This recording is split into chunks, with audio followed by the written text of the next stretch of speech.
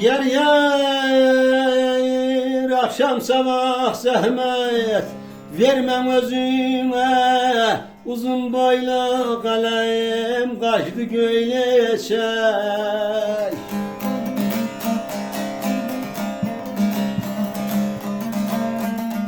Bazı zaman bizim elde değer yüzüne, sırma saçlı kalem kaçtı göyle çay.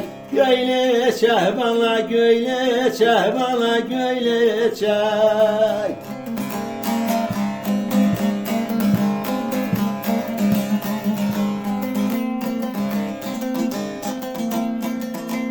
Ay bu kaşları yapadı benzer mihraca, Ervistan deryası tamam alacak.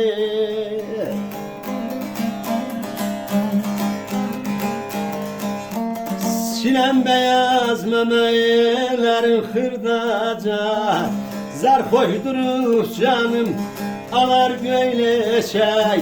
Göyle çay bana, göyle çay bana, göyle çay.